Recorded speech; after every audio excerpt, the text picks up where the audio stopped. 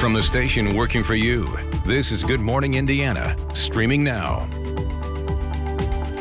Now at 4:30, presidential election results are still pending this morning. The latest on the state still undecided and how both candidates are addressing the process. Indiana reaching another record high in COVID cases. The strain hospitals say they are facing during this second wave. And there's concern right now that Latino students in Indiana are less likely to go to college or trade school. We show you a local organization's effort to close the educational gap. Happy Friday. Thank you so much for joining us here on Good Morning Indiana. I'm Nicole Griffin in for Lauren Casey. Meteorologist Todd Clausen standing by. Todd, we've enjoyed a couple nice days of really nice weather. You know, Nicole, it's been absolutely beautiful, and it's going to continue here as we go all the way into the weekend. In fact, it's going to get even warmer, and we could potentially, by the end of Sunday into Monday, be looking at some record high temperatures across the area. That's how rare some of this area is. Skies are clear. Temperatures running just a little bit cooler here this morning compared to yesterday morning. Yesterday morning we had those clouds that were moving in. Well, the skies are completely clear. The clouds act as kind of like a blanket for these temperatures and help to keep them up. 50 in Lafayette, 47 in Indy, 41 in Bloomington. And these temperatures will go down a couple degrees here this morning before they quickly start to warm as we head into the afternoon and evening hours. Here are those clear skies. Back off to our west, really not a whole lot going on. So it's bright and it's beautiful here throughout the day today. We'll quickly get into the 50s by 9 a.m. We'll be through the 50s and into the 60s by 11 a.m. About 65 degrees by the noon hour. High temperatures today, they will be topping off right around 70 degrees. More on that weekend forecast for you coming up in just a few minutes. Nicole? All right, Todd, thank you. Let's take a live look outside right now at one of our Impd traffic cameras. This is I-65 and I-70 there at the North Split, where you can see not much happening at this early hour. No delays or crashes around the metro area, but we will keep an eye on traffic all morning long. We are now entering the third day that election results for the presidential race remain in limbo. Here's a look at ABC's live results map. You can see decisions are still pending for Pennsylvania, Nevada, and others. Both President Trump and former Vice President Joe Biden have seen their leads shrink in some swing states over the last 24 hours. The candidates also making new remarks about the results. ABC's Faith Abube has the latest now from Washington. After 2 days behind closed doors since election night, President Trump emerged in the White House briefing room Thursday, making unfounded claims. If you count the legal votes, I easily win. The president's baseless comments coming as vote counting continues, and his lead in crucial battleground states is shrinking. I've already decisively won many critical states, including massive victories. In Georgia, a state where Republican Secretary of State runs the elections, the president's lead of hundreds of thousands of votes have now dwindled to fewer than 2,000. Absentee ballots from Democratic-leaning areas of the state closing the gap. In Arizona, Trump gaining some support, but still behind. And in Pennsylvania, where he's ahead, the president's lead now down to less than 20,000 votes. If you count the illegal votes, they can try to steal the election from us. Legal experts calling the president's unfounded accusations of voter fraud dangerous. It's very worrying because there's no doubt that a lot of people who support him will think he must be telling the truth. It's really damaging to American democracy. Biden tweeting overnight that no one is going to take our democracy away from us. America has come too far, fought too many battles, and endured too much to let that happen. Some Republican lawmakers also rebuked the president's remarks on Twitter, but Trump's staunchest allies also coming to his defense on Fox News. How is it possible that someone claimed that Joe Biden would win and not one Republican member of Congress lost re-election? I ask everyone to stay calm, all the people to stay calm. The process is working. The count is being completed, and we'll know very soon. The Washington Post is saying Biden could make a major speech as early as today. They're also reporting the Secret Service plans to ramp up protection of the former vice president in anticipation of a possible win. Faith Abube, ABC News, Washington. Faith, thank you. We can tell you now that Democratic candidate Joe Biden has taken a small lead over President Trump in Georgia. They are continuing to count the mail ballots overnight, and Biden now leads in the state by just over 900 votes. We are continuing to keep tabs on the presidential election and have the latest right now on our website, WRTV.com. There you can also find all of the results from Indiana's local election and more. COVID-19 numbers in Indiana crossing another threshold and setting a new record. The State Department of Health reporting 4,462 new cases on Thursday. That's the highest number of cases in a single report and the first time new cases have passed 4,000. More than 196,000 cases have been confirmed in Indiana since the pandemic began. 45 more Hoosiers have died with the virus as well. That brings the state's death toll to 4,269. The rapid increase in cases is having a huge impact on our local hospitals. Medical officials at IU Health say they are seeing more patients than in the first wave of the virus, which is putting a strain on space and resources. Just over the last couple of days, at least in our hospital at Methodist, have seen the number of COVID cases almost double. And some of that is, the outside of regional hospitals reaching their capacity and having to transfer some patients in.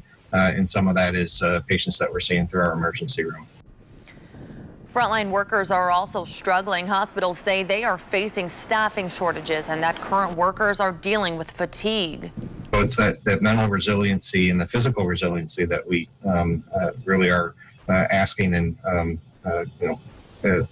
really requiring of our healthcare providers. And that's what I worry about from a burnout and from a wellness standpoint is, we can keep up a pace for a short period of time. Much harder to do that over a long run. And this marathon just hasn't stopped. Dr. Elechtemeyer says that you can help hospitals and save lives by wearing a mask, social distancing, and avoiding social gatherings. WRTV Investigates has uncovered a rising scam aimed at Medicare recipients. This time, the scammers are stealing your Medicare dollars and peace of mind. Nick Spurgettis of Bloomington got a phone call from Medicare. Even though he's not on it, Nick hung up on that phone call, but says the caller was convincing, asking for his personal information like his Medicare number and social security number. It's a scam the Federal Trade Commission says is on the rise, targeting your Medicare dollars and personal information. Senior Medicare Patrol in Indiana says they are getting a lot of complaints as well. The call that you get will typically start with a pre-recorded message saying that you are eligible for a free or low cost back or knee brace under Medicare. Anna Miller in Oklahoma received a back brace, shoulder brace, and a couple other pieces of medical equipment, even though she never ordered them. And the worst part, the cost of the back brace was charged to her Medicare account. Just a reminder, if someone calls and says they are with Medicare and offer you a free or low-cost brace, hang up right away. Medicare will never call you with such an offer. Working for you, there's a major concern that Latino high school students in Indiana are less likely to go to college or attend trade school. The push to close the gap is behind the effort from the Indiana Latino Institute to make sure families and neighborhoods are stronger. Our Rafael Sanchez explains. Online, 1,200 students statewide zoomed into their future plans. For the first time, the Indiana Latino Institute held its annual education conference virtually because of the pandemic. Education is the power to move forward. See what pathways exist, in particular for... Students had a chance to visit a number of digital sessions to learn about college and financial planning, both in Spanish and English. The conference also made available 25 schools looking to recruit and companies seeking their future workforce. To be at the table means we have to be prepared. It's not just only have a seat, but be prepared to raise our voices. Unlike previous years, the gathering for this venue was quite different, but the goals were the same. For Hoosier students to dream bigger and to do better in the future. Working for you, Rafael Sanchez, WRTV. Rafael, thank you. New video released from Impd showing what led up to an officer-involved shooting. Coming up, why community members say this helps their relationship with the department. And like many of us, coffee companies are ready for the holidays. A look at how they are kicking off the season and the early gifts they are giving out today. Todd. And all is quiet in the weather world here across central Indiana, not only for your Friday, but as we look ahead to the weekend as well. I really think you're going to like this forecast. Start making those outdoor plans now. We'll break it all down for you coming up when Good Morning Indiana continues right here on WRTV.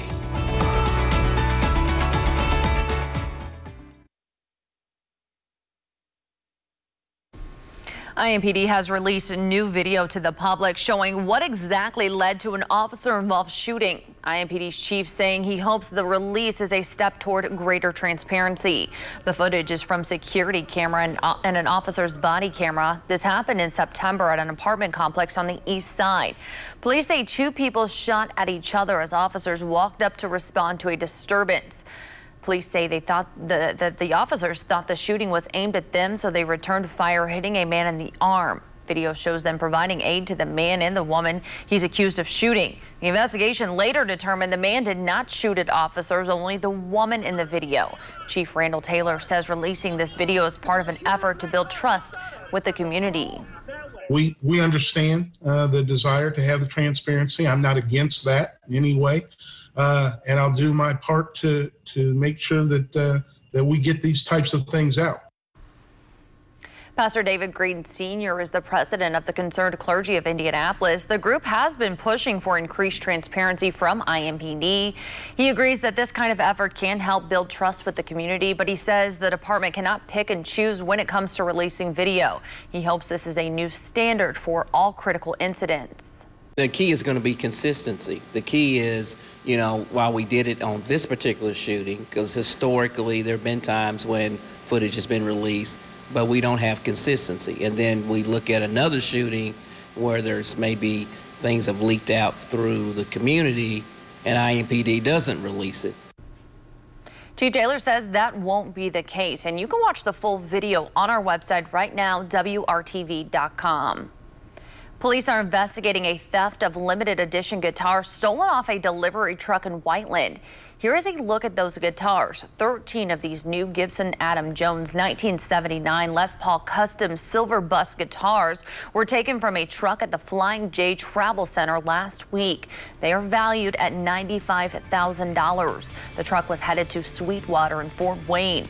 Investigators believe the guitars were targeted and not randomly stolen. If you have any information, call the Whiteland Police Department. Their number is 317-535-8100.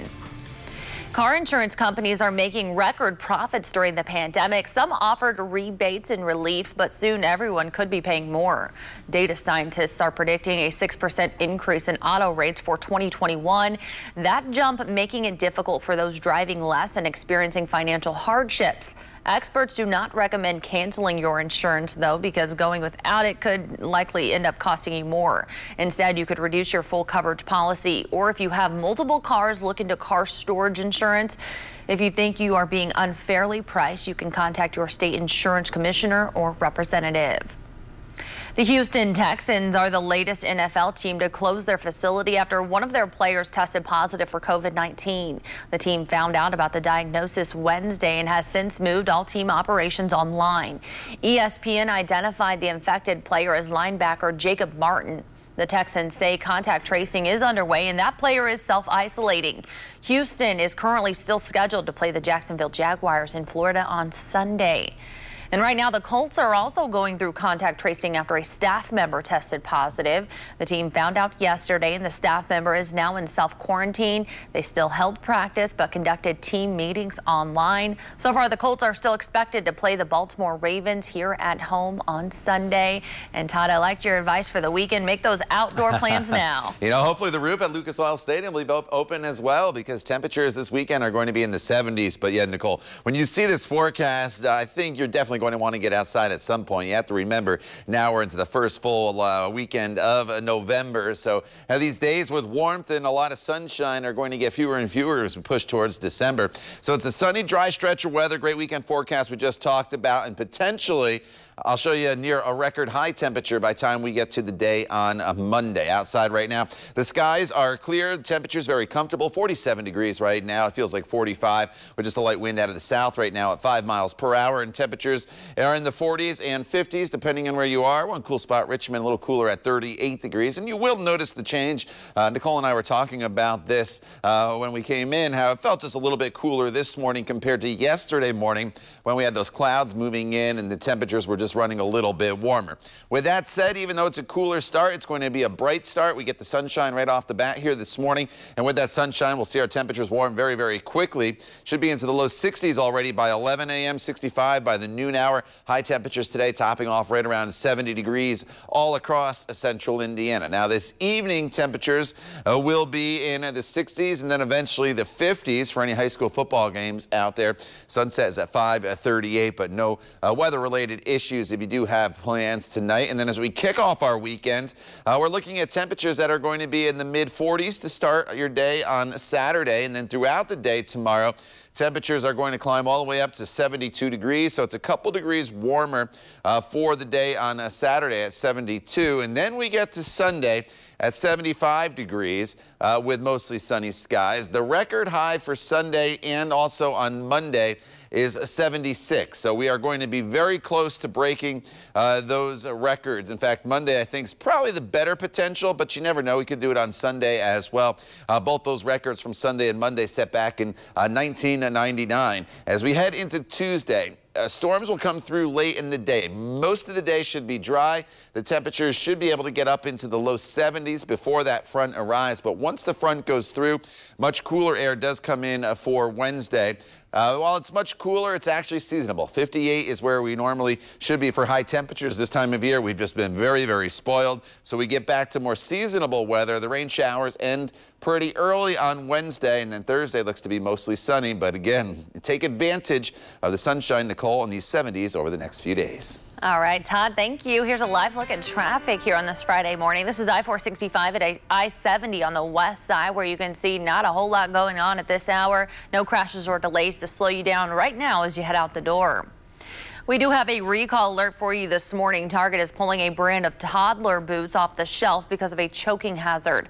The Consumer Product Safety Commission says these Cat and Jack Himani and Jaren boots were sold at Target stores nationwide and online for both boys and girls in sizes of 5 through 12. Officials warn that they have an elastic lace with a toggle on the top of them, which is used to keep snow out. There have been reports of those pieces breaking. So far, no injuries have been reported, but the agency says parents should keep the boots away from children. If you own a pair, you should return them to Target for a full refund. Coffee companies are already celebrating the holidays. Starting today, Starbucks is using its popular holiday design cups and giving away an early gift. Here's a look at this year's 4 designs. As part of the kickoff, the chain is giving away free reusable red holiday cups to customers who order one of their new signature drinks. Those include peppermint mocha, caramel brulee, eggnog, and others. The reusable cups will be given out as long as supplies last. Dunkin' is also getting in on the holiday cheer. Their new holiday menu is now available, featuring 3 festive lattes. Dunkin' also redesigned its cups, donut boxes, and gift cards. Their theme is Cheers In, which is a combination of Cheers and Dunkin'. The company says it symbolizes coming together in celebration and appreciation. Now I want a donut. All right, well, most recent high school graduates have their sights set on college, but one teen is already holding an elected office. We'll introduce you to 18-year-old Tony coming up after the break. And some votes are still being counted here in Marion County. Coming up new at 5 o'clock, we're taking a look at the process that it takes for ballots to be reported and reviewed. It's 4:51. You're watching Good Morning Indiana. Stay with us.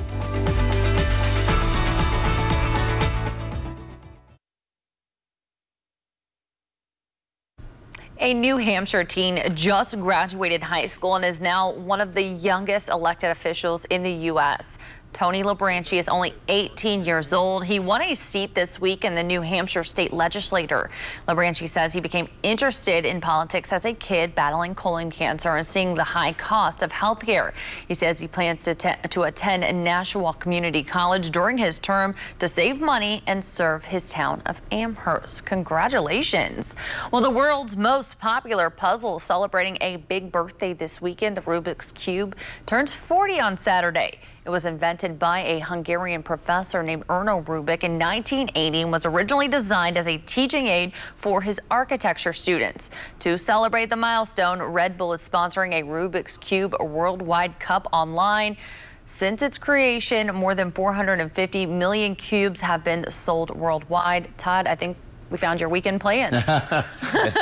You know, I think maybe once or twice in my life I've solved that thing. I never have. I eventually lose patience, and I was like, I give up. Rubik's, you win. So I'm going to be outside with my weekend plans. And of course, if you can do a Rubik's Cube and walk and hike and do whatever you want, you're in great shape. Enjoy the sunshine. Temperatures in the 70s all the way through Tuesday. That's when the cold front comes through. Once that front comes through, around the showers and storms, and some of the storms on Tuesday, we'll have to keep an eye on it. Could be borderline strong to severe. The timing right now is Tuesday evening, and then once that front goes through, cooler but more seasonable temperatures arrive for Wednesday and Thursday. Plenty more news headlines, weather, and traffic coming up when Good Morning Indiana continues, when Raphael joins Nicole and I coming up at the top of the hour.